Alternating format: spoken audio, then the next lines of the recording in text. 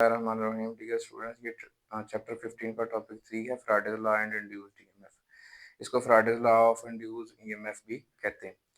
अच्छा, इसमें टॉपिक की तरफ चलते हैं। हमने अभी पीछे जो है लास्ट टॉपिक जो है उसमें मोशनल ईएमएफ का फार्मूला ड्राइव किया है, that is minus VBL sine theta. आपके पास ये एक मैग्नेटिक फील्ड है इनटू द बोर्ड।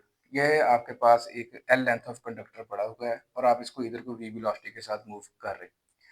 अच्छा, एट सम इंस्टेंट इसकी पोजीशन 1 है, ठीक है। At after delta T time इसकी पोजीशन जो है वो 2 है। सो ये पोजीशन 1 और पोजीशन 2 के दरमियान जो डिस्टेंस है वो डेल्टा एक्स है, और ये डेल्टा एक्स जो डिस्टेंस ट्रेवल हुआ है ये डेल्टा टी टाइम में हुआ है। आपके पास फार्मूला तो ये आ गया कि वी वेलोसिटी है उस कंडक्टर की जिसको आप मूव कर रहे हैं, बी मैग्नेटिक फील्ड में मूव कर रहे हैं, एल लेंथ है उस कंडक्टर की, और थीटा जो है वो एंगल है बिटवीन वी एंड बी।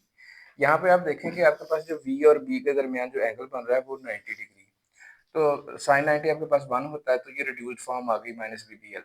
अच्छा, अब जो आपके पास स्पीड या वेलोसिटी होती है वो डिस्टेंस ओवर टाइम होता है। तो आप देखेंगे डेल्टा एक्स जो है डिस्टेंस ट्रेवल्ड हुआ है डेल्टा टी टाइम में, so V is equal to delta X over delta T. अब यहाँ पे डेल्टा एक्स को हमने एल से मल्टीप्लाई किया। अच्छा, आप ये देखें कि डेल्टा एक्स क्या है और एल क्या है।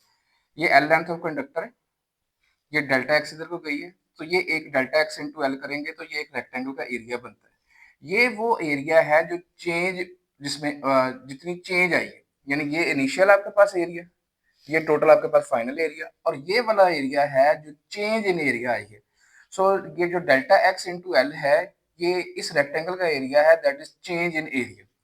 So delta x into L को हम चेंज ऑफ एरिया से रिप्लेस कर देंगे, ये delta x into L change in area. अच्छा, अब आपके पास पता है कि आपके पास फ्लक्स पहले थोड़ा था, अब आपके पास एरिया बड़ा है, ठीक है। तो जितना चेंज इन एरिया आया है उसके अकॉर्डिंगली चेंज इन क्या है, फ्लक्स आया। तो ये बी इंटू डेल्टा ए आपके पास ये क्या है, चेंज इन फ्लक्स है।